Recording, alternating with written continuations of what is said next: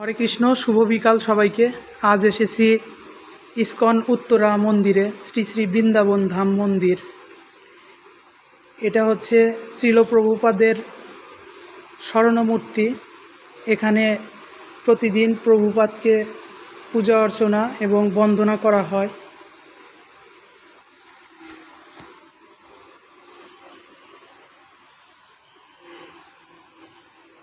এখানে রয়েছে শ্রী গৌরমোহন দে এবং তার পুত্র অভয়কে শ্রী রাধাকৃষ্ণ বিগ্রহ সেবা শিক্ষা দিচ্ছেন।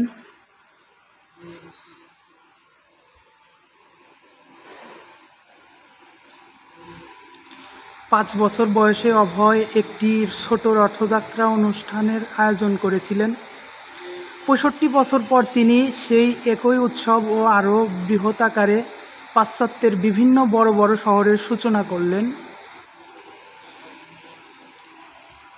পরের চিত্রপটটি হচ্ছে অভয়চরণ ১৯২২ সালে কলকাতায় তার শ্রীল গুরু মহারাজ ভক্তি সিদ্ধান্ত স্বামী সরস্বতী ঠাকুরের সঙ্গে প্রথম সাক্ষাৎ করেন।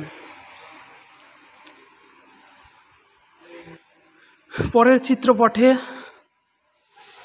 ১৯৩২ সালে এলাহাবাদে শ্রীল ভক্তি সিদ্ধান্ত সরস্বতী ঠাকুর অভয়চরণকে দীক্ষা দান করেন।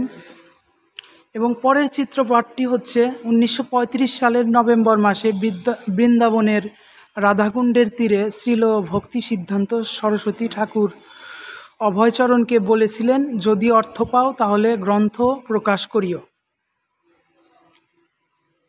তো এটা হচ্ছে রাধা মাধবের চিত্রপট।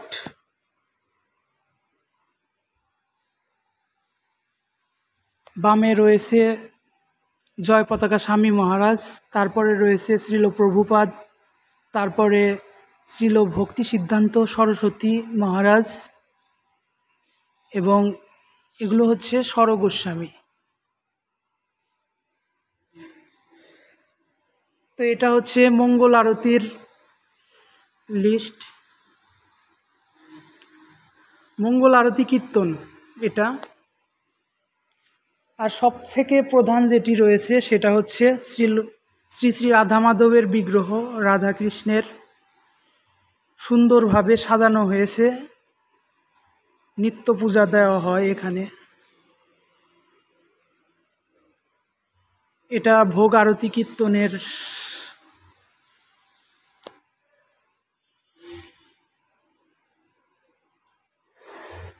১৯৫০ সালে ঝাঁসিতে অভয় ভক্ত সংঘ নামে একটি বিশ্বব্যাপী সংগঠন করার পরিকল্পনা নেন। ১৯৬২ থেকে ১৯৬৫ সালের মধ্যে এসি ভক্তিবেদান্ত স্বামী শ্রীমদ্ ভাগবতের প্রথম ৩টি খণ্ড লিখেছিলেন এবং ছাপিয়েছিলেন। ১৩ই আগস্ট ১৯৬৫ সালে জলদূত নামক একটি মালবাহী জাহাজে শ্রীল প্রভুপাদের আমেরিকার উদ্দেশ্যে যাত্রা। এবং সর্বশেষ চিত্রপটটি হচ্ছে ১৭ই সেপ্টেম্বর ১৯৬৫ সালে টানা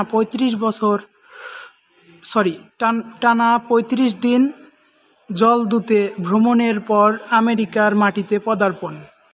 এই মন্দিরটি সত্যি মনোরম এবং মনোমুগ্ধকর। এখানে এয়ার কন্ডিশনের পর্যাপ্ত ব্যবস্থা রাখা হয়েছে এবং আলোকসজ্জাও বেশ চমৎকার। পাশে রয়েছে ভক্তিমূলক ক্লাস করার জন্য, এখানে প্রায়ই ভক্তিমূলক ক্লাস করানো হয়। আর এটি হচ্ছে বিভিন্ন ভক্তিমূলক গ্রন্থ এবং বিভিন্ন পূজার তৈজস সামগ্রী বিক্রি করা হয়। আর এটা হচ্ছে পুরো ইস্কন মন্দিরের এরিয়া।